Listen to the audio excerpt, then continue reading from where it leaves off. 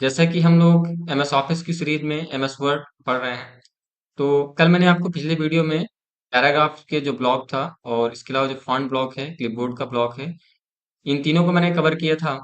आज का जो वीडियो है उसमें मैं आपका स्टाइल ब्लॉक और ये एडिटिंग ब्लॉक कवर करूंगा। इसके कई सारे ऑप्शंस यहाँ पे दिए हुए हैं, तो चलिए देर ना करते इनको शुरू करते हैं। देखिए मैंने यहाँ पे एक पैराग्राफ ले रखा है। आप अपने आप से पैराग्राफ यहाँ पे कोई भी टाइप कर सकते हैं या फिर इक्वल रैंड और ब्रैकेट जो मैंने कमांड बताई थी उसका आप यूज कर सकते हैं। ठीक है, तो मैंने यहाँ पे पैराग्राफ लिख लिया। अब इसको हम पहले सेलेक्ट कर लेते हैं माउस का लेफ्ट बटन दबा करके कुछ ऐसे। ठीक है, और सेलेक्ट करने के बाद देखिए अब आप यहाँ पे जाएंगे तो कई सारी स्टाइल्स के यहाँ पे आपको टाइप्स दिए गए हैं।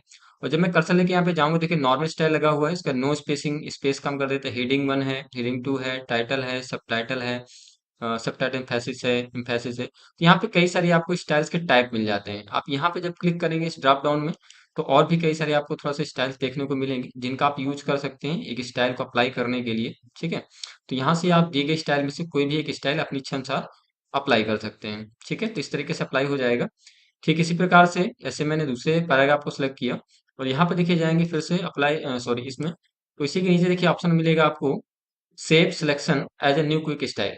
आपकी जो प्री डिफाइंड पहले से बनी हुई स्टाइल दी है इन्हें तो आप यूज कर ही सकते हैं, लेकिन अगर हमें स्वयं की अपनी खुद की स्टाइल क्रिएट करनी है तो उसके लिए हम यहाँ पे क्या करते हैं, पहले जो कि मैंने यहाँ पे सिलेक्शन लिया है इसको मैं कोई भी एक कलर दे देता हूँ। एग्जाम्पल के तौर पे मैं इसको यहाँ पे ब्लू कर देता हूँ और इसका जो फॉन्ट फेस है वो मैं इस तरीके से एजेंसी भी लगा देता हूँ और साइज इसका मैं थोड़ा सा इसका इंक्रीज कर देता हूँ, साथ ही मैं इसको जस्टिफाई कर देता हूँ। मैंने इतनी सारी चीजें इस पैराग्राफ में एज ए फॉर्मेटिंग कर दी हैं और मैं चाहता हूँ ये जो मैंने स्टाइल बनाई है, ये डिजाइन लगाया है, जो स्टाइल सेव हो जाए। ठीक है, तो हम क्या करेंगे इस पे चलते हैं और यहाँ पे जाने के बाद देखिए लिखा हुआ save selection as a new quick style पे क्लिक कर लीजिएगा। क्लिक करने के बाद देखिए आपसे स्टाइल का नाम पूछेगा, तो आप अपनी जो भी स्टाइल का नाम देना चाहें दे सकते हैं। मैंने दे दिया यहाँ पे स्टाइल, माई स्टाइल कर देते हैं यहाँ पे। तो मैं यहाँ पे टाइप कर लेता हूँ माई, सॉरी, माई स्टाइल। ठीक है, ये और इसका हमने नाम दे दिया। इसके बाद अगर आप इसमें कोई मॉडिफाई करना चाहते हैं स्टाइल के साथ तो यहाँ पे मॉडिफाई ऑप्शन दिया है, क्लिक करेंगे जब आप इसमें तो आप इसमें स्टाइल का आपका नाम शो करेगा। आप किस स्टाइल टाइप को यहाँ पे लिंक करना चाहते हैं तो यहाँ पे वो चुन सकते हैं। मैं अभी इसमें पैराग्राफ ही रखूंगा। स्टाइल बेस्ड ऑन किसके लिए आप रखना चाहते हैं, हेडिंग 1 के लिए, हेडिंग 2 के लिए, तो वो भी आप कर सकते हैं, पर इसमें नॉर्मल ही रखूंगा मैं। इस तरह से स्टाइल फॉर फॉलोइंग पैराग्राफ के लिए ऑप्शन देता है कि आप किस पैराग्राफ के लिए स्टाइल देना चाहते हैं, तो यहाँ पे अपना चेंज कर सकते हैं अगर आप रखना चाहते हैं कोई अलग, पर मुझे इनमें से नहीं चाहिए। और यहाँ पे आके आप चाहें तो कलर भी चेंज कर सकते हैं। ठीक है, चाहे आप पहले यहाँ से कर लें पहले ही या फिर यहाँ से भी चेंज कर सकते हैं। आप जो भी जैसे यहाँ पे चेंज करेंगे तो उसका इफेक्ट आपको देखिए यहाँ पे दिखेगा। आप बोल्ड करेंगे, इटैलिक करेंगे या फिर यहाँ पे फॉन्ट का स्टाइल चेंज करते हैं कोई भी, तो उसका भी इफेक्ट आपको यहाँ पे नजर आएगा इस तरीके से। ठीक है, तो मैंने जैसे यहाँ पे रेड कर दिया और यहाँ पे लगा दिया, आप साइज भी यहाँ पे चेंज कर सकते हैं और सिंपली यहाँ से ओके कर देना है। और जैसे ही ओके करेंगे देखिए यहाँ पे आपका स्टाइल जो अप्लाई हो चुका है। और साथ ही में अगर आप ऊपर नजर डालेंगे यहाँ पे देखिए आपके माई स्टाइल के नाम से एक स्टाइल क्रिएट हो चुकी है। तो इस तरीके से प्रीडिफाइंड जो बनी स्टाइल है वो तो आप यूज कर ही सकते हैं, लेकिन साथ में अगर आप स्वयं का कोई स्टाइल क्रिएट करना चाहते हैं तो आपको यहाँ पे आकर के आप सेव सिलेक्शन स्टाइल में जाके नाम दीजिए, मॉडिफायर में जाके अपने अकॉर्डिंग ऑप्शंस को सेट करते हुए ओके करिएगा, आपकी स्टाइल सेट हो जाएगी। और जब कभी आपको इसी स्टाइल को अप्लाई करना हो किसी दूसरे पैराग्राफ पे टेक्स्ट पे तो आप उसको सिलेक्ट करिए और अपनी स्टाइल पे जाके क्लिक कर दीजिए। ठीक है, तो इस तरीके से अप्लाई भी हो जाएगी। चलिए अब आगे आ जाते हैं अगले ऑप्शन पे। तो अभी पहले मैं स्टाइल को नॉर्मल कर लेता हूँ पूरा। तो मैंने पूरे पैराग्राफ को कर लिया सिलेक्ट और यहाँ पे नॉर्मल स्टाइल दिया, क्लिक कर देते हैं। ठीक है, साथ ही अब हम देखिए आते हैं सेकंड ऑप्शन में। यहाँ पे दिया हुआ देखिए क्लियर फॉर्मेटिंग। क्लियर फॉर्मेटिंग का काम होता है कि अगर हम कोई भी स्टाइल यहाँ से अप्लाई कर देते हैं और मुझे यहाँ पे साइज स्टाइल नहीं चाहिए कोई भी, तो उसको हटाने के लिए हम लोग यूज करते हैं क्लियर फॉर्मेटिंग। तो हम यहाँ पे क्लिक जाते हैं और यहाँ पे क्लियर फॉर्मेटिंग पे क्लिक करते हैं और जैसे ही क्लिक करेंगे देखिए जो हमारा पैराग्राफ है नॉर्मल हो चुका है। आप यहाँ से क्लियर फॉर्मेटिंग यूज कर सकते हैं और एक ऑप्शन मैंने इसके पहले पिछले वीडियो में ही बताया था, ये आपका क्लियर फॉर्मेटिंग का ऑप्शन होता है, आप यहाँ से भी चाहें तो कर सकते हैं। ठीक है, जो कि आपको फॉर्मेटिंग को हटाने का काम करता है।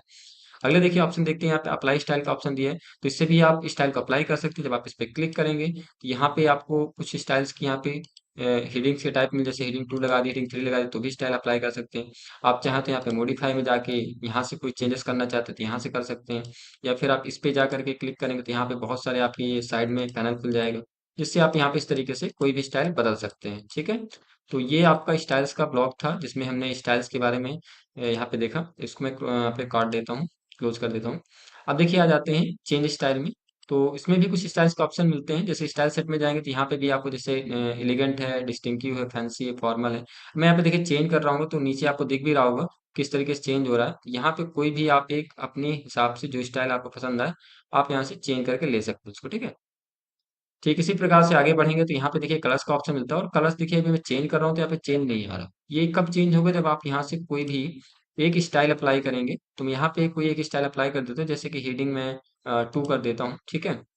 और हेडिंग 2 करने के बाद फिर से हम कलर्स में चलते हैं, और यहाँ पे कलर चेंज करते, देखिए अभी भी चेंज नहीं हो रहा, ठीक है। तो पहले हमें इसको पूरा नॉर्मल करना पड़ेगा, तो मैं इसको हटा करके पूरा एक बार क्लियर कर देता हूँ, वापस से एक पैराग्राफ लेता हूँ, सबसे पहले क्लियर फॉर्मेटिंग भी कर लेते हैं, और इक्वल RAND, एंड देन इसके हिसाब से ब्रैकेट, एंड देन एंटर, ठीक है। तो ये भी नॉर्मल वे पैराग्राफ है। अब इसमें हम एक स्टाइल अप्लाई कर लेते हैं, और स्टाइल अप्लाई करने के लिए यहाँ पे चलते हैं, कोई भी स्टाइल में दे देता हूँ इसमें। मैं यहाँ पे हेडिंग 5 दे दिया जैसे कि मैंने, ठीक है। और देन इसके बाद फिर से हम चलते हैं स्टाइल में, कलर्स में। तो यहाँ पे भी देखिए अभी ये स्टाइल अप्लाई नहीं कर रहा, ठीक है, यानी कुछ मिसिंग हो रहा है इसमें, या तो कुछ ऑप्शंस हमारे लगे हुए हैं, इस वजह से ले रहा है। मैं क्लियर करता हूँ यहाँ से एक बार फिर से इसको, और एक बार वापस से मैं इसको यहाँ से कोई स्टाइल अप्लाई करता हूँ अंदर से। जैसे कि यहाँ पे हेडिंग्स हम लेते हैं कोई और, चलिए इसको मैंने ले लिया, और ठीक है। यहाँ पे मॉडिफाई भी कर लेते हैं थोड़ा सा। मॉडिफाई करने में मैंने इसमें कलर दे दिए इस तरीके से, ओके कर दिए, ठीक है। और करने के बाद इसको मैं क्लोज कर देता हूँ, एक बार चेक कर लेते हैं, ठीक है। यहाँ से देखिए अभी भी आपका कलर ये चेंज नहीं कर रहा है। तो एक्चुअली में क्या है ना कि यहाँ पे कुछ ब्रेकिंग हो गया, इस वजह से हो सकता है कि यहाँ पे ना ले रहा हो। और यहाँ पे मैं एक बार और चेक कर लेता हूँ अगर आ रहा है इसमें, ठीक है। सेव, हाँ, सॉरी। तो इसमें आपका देखिए कोई स्टाइल जब आप इस तरीके से यहाँ से कोई अप्लाई करेंगे तभी लेगा। कई बार होता है कि एक बार हम कोई ले लेते हैं तो अप्लाई नहीं होती स्टाइल आपकी। तो दोबारा से आप इसमें कोई स्टाइल लगाइएगा, ठीक है। या फिर एक नया पेज हम लेके अगर देख लें यहाँ पे, तो मैं यहाँ पे वापस ले लेता हूँ इक्वल RAND, ठीक है। एंड देन इसके बाद ब्रेकेट और इंटर, एंड देन इसके बाद आपको क्या करना है, यहाँ पे हम चलते देखिए इसमें अप्लाई करता हूँ मैं, और मैंने इसमें लगा दी हीटिंग, ठीक है। या इसको मैंने लगा दिया। अब इसके बाद देखिए अब जाएंगे कलर्स में, यहाँ पे तो आपको कलर्स का ऑप्शन मिलेगा, यहाँ पे देखिए देखेंगे तो आप यहाँ पे देख पा रहे होंगे आपका जो कलर है वो चेंज हो रहा होगा, ठीक है। तो एक्चुअली में होता क्या है, कई बार हम लोग लगा देते हैं, इस वजह से वहाँ पे नहीं दिखता। तो आप यहाँ से अब कोई भी जैसे अप्लाई कर रहे हैं, मैंने इसको अप्लाई कर दिया हेडिंग 2 को। अब फिर से हम चलते हैं स्टाइल अप्लाई में, कलर्स में, तो यहाँ पे आपको देखिए चेंज हो रहा होगा, ठीक है। तो इस तरीके से कभी भी होता है तो आप इसमें देख लीजिएगा। अब देखिए आ जाती है इसी में अगला ऑप्शन दिया फॉन्ट का। फॉन्ट का क्या है कि यहाँ पे भी स्टाइल चेंज होता है, लिखने का आपका जो फॉन्ट का स्टाइल है वो चेंज होगा। तो इस तरीके से आप अपना कोई भी स्टाइल, यहाँ पे बहुत सारे दिए हैं, और इसको थोड़ा छोटा कर लेता हूँ, मैंने बहुत बड़ा कर रखा है। तो इसमें नॉर्मल कर लेते हैं हम लोग। नॉर्मल करने के बाद हम चलते हैं वापस से अपने फॉन्ट में।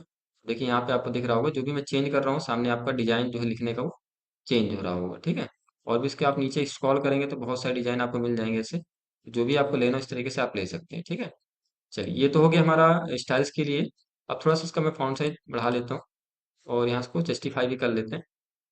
अगला ऑप्शन देखिए हमको मिलता है फाइंड का। देखिए फाइंड का काम क्या होता है, सर्च करना, यानी कि अगर हमें इसमें डॉक्यूमेंट के अंदर हमने कोई वर्ड्स या कोई कैरेक्टर कुछ फाइंड करना है, तो उसके लिए हमको फाइंड का ऑप्शन विकल्प दिया गया है। जब आप इस पे क्लिक करेंगे तो यहाँ फाइंड में क्लिक करना है आपको, एंड देन यहाँ पे फाइंड व्हाट में ये जो डायलॉग ओपन हुआ है इस पे आपको वर्ड टाइप करना है। तो मैंने जैसे यहाँ पे लिख दिया डॉक्यूमेंट, तो मैं यहाँ पे टाइप कर लेता हूँ पहले डॉक्यूमेंट, ठीक है। देन इसके बाद यहाँ पे आप चाहें तो फाइंड नेक्स्ट पे क्लिक करें, तो देखिए डॉक्यूमेंट जहाँ पे होगा हाईलाइट कर देगा, फिर क्लिक करेंगे ऐसे बताएगा। और चाहे तो आप फाइंड इन में जा करके यहाँ पे करंट सिलेक्शन बता सकते हैं, मेन डॉक्यूमेंट में क्लिक कर लेता हूँ। तो जहाँ जहाँ पे देखिए डॉक्यूमेंट लिखा है उसने हाईलाइट कर दिया है, ठीक है। तो ये सर्च करके बताता है आपको कहाँ कहाँ पे अपने डॉक्यूमेंट लिख रखा है। और यहाँ पर रीड करने की इसको हाईलाइट करना चाहते हो तो यहाँ पे आप आएंगे, और हाईलाइट ऑल पे क्लिक करेंगे तो ये कलर आपका इस तरीके से डाल देता है, ताकि आपका रीडिंग हाईलाइट कर देता है। तो इस तरीके से आप कर सकते हैं फाइंड करके। उसको मैं क्लोज कर देता हूँ। इसी तरीके देखिए अगला इसी में ऑप्शन मिलेगा हमको गो टू का। जब इसके अंदर जाएंगे तो यहाँ पे गो टू मिलता है हमको। गो टू का मतलब है कि आपको किसी पेज पर जाना है, किसी सेक्शन पे जाना है, किसी लाइन पे जाना है, किसी बुकमार्क पे जाना है, ठीक है। तो इसके लिए हम लोग गो टू का इस्तेमाल करते हैं। तो एग्जाम्पल के लिए जैसे मैं यहाँ पे एंटर कर लेता हूँ, और कंट्रोल एंटर के साथ में एक नया पेज ओपन करूंगा, और एक पेज और ओपन करूंगा। मैं 2-3 पेज यहाँ से ओपन कर लेता हूँ। यहाँ पे टोटल देखिए मेरे पास 6 पेज खुल चुके हैं। अब मैं ये लास्ट वाले पेज पर हूँ, ठीक है। तो मुझे डायरेक्ट अगर पहले पेज पे जाना है तो हम चलते हैं यहाँ पे गो टू में, और यहाँ पे हम पेज वाले ऑप्शन को टिक करेंगे। देन इसके बाद यहाँ पे मैं डालूंगा फर्स्ट नंबर, यानी कि फर्स्ट पेज में जाना है। तो मैंने पेज को सिलेक्ट किया, फर्स्ट डाला, गो टू किया, जैसे क्लिक करेंगे देखिए फर्स्ट पेज में हमको ये आके पहुंचा देगा। इसी तरीके से किसी भी आपको पेज में पहुंचना है तो आप यहाँ पे उसका पेज नंबर डालिए। अगर आपने पेज खोल रखे हैं तो उसमें आपको डायरेक्ट जंप करा देगा, ठीक है। तो इस तरीके से आप डायरेक्ट किसी पेज पे एंटर कर सकते हैं। मैं फिर से वापस ऑन कर लेता हूँ। ठीक इसी प्रकार से जैसे मेरे पास कर्सर है, यहाँ पे लाइन है, मैं किस लाइन पे जाना चाहता हूँ, मैंने लाइन पे क्लिक किया और यहाँ पे मैं डाला मुझे 5 नंबर लाइन पे जाना है, मैंने 5 डाला, गो टू किया, तो कर्सर आपको उसी लाइन पे जाके यहाँ पे देखिए आ जाएगा। ठीक है, तो इस तरीके से इसका इस्तेमाल करते हैं गो टू का। अब आ जाइए नेक्स्ट ऑप्शन में, देखिए अगला दिया है रिप्लेस। रिप्लेस का मीन्स मतलब होता है किसी वर्ड को किसी दूसरे वर्ड से रिप्लेस करना। तो हम आ जाते हैं रिप्लेस में, पहले क्लिक कर लेते हैं। यहाँ पे देखिए जैसे मैंने पहले वर्ड यहाँ पे सर्च किया था डॉक्यूमेंट वाला, अब मैं इस डॉक्यूमेंट की जगह कुछ और ही लिखना चाहता था, लेकिन गलती से मैंने कई जगह डॉक्यूमेंट लिख लिया है। तो मैं चाहता हूँ इस डॉक्यूमेंट की जगह कुछ और लिख सकूँ। तो हमें नीचे वाले बॉक्स में देखिए लिखा हुआ है रिप्लेस विथ, है ना। तो इस रिप्लेस विथ में आपको क्या करना है, वो वर्ड लिखना है जो आप इसकी जगह रिप्लेस करना चाहते हैं। तो मैंने यहाँ पे जैसे टाइप कर दिया डॉक्यूमेंट की जगह लेटर। ठीक है, मैं यहाँ पे लिख देता हूँ लेटर। और अब मुझे डॉक्यूमेंट की जगह क्या लिखना है, सभी जगह लेटर होना चाहिए, तो मैंने रिप्लेस किया।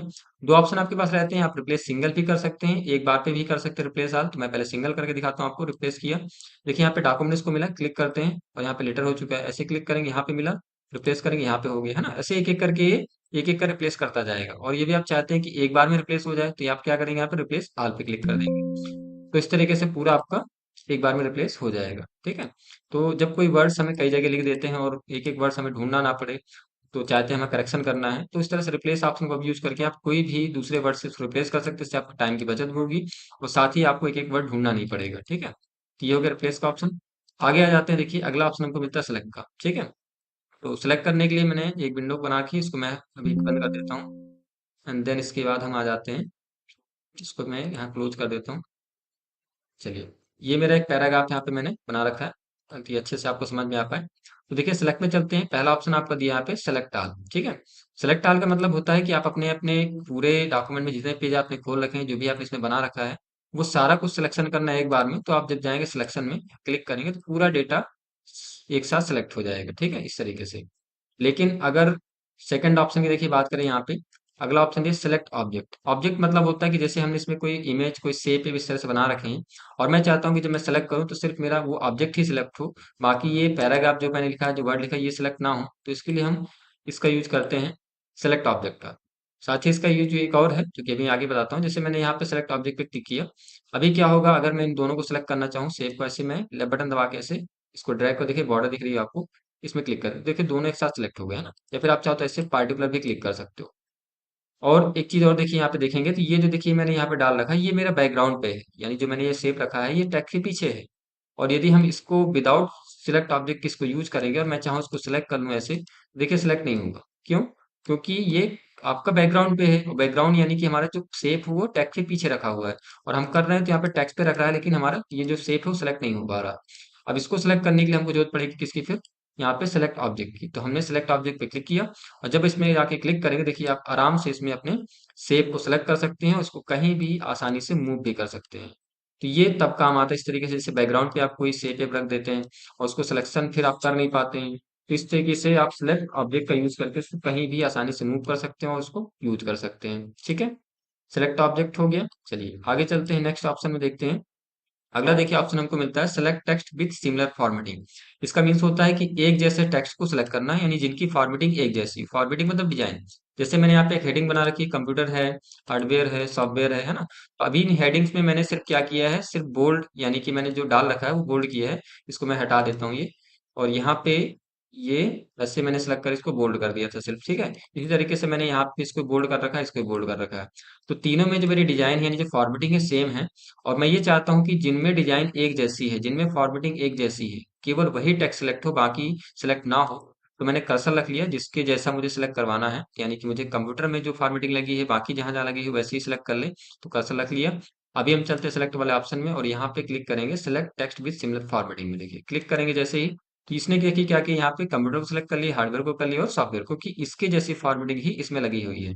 अब हम क्या कर सकते हैं, एक जैसे सिलेक्शन कर दिए तो इसका हम चाहे तो फॉन्ट साइज बढ़ा सकते हैं, चाहे तो इनमें कलर दे सकते हैं, चाहे तो इनका फॉन्ट का स्टाइल चेंज कर सकते हैं, है ना। जो भी काम करना है एक साथ आप इन पे कर सकते हो। इससे आपको बार बार सिलेक्शन नहीं करना पड़ेगा, सभी में बार बार फॉर्मेटिंग नहीं लगानी पड़ेगी, और सभी में एक साथ आप डिजाइन को या फॉर्मेटिंग को अप्लाई कर सकते हैं। ठीक है, तो ये था हमारा सिलेक्ट विद सिमिलर फॉर्मेटिंग का ऑप्शन।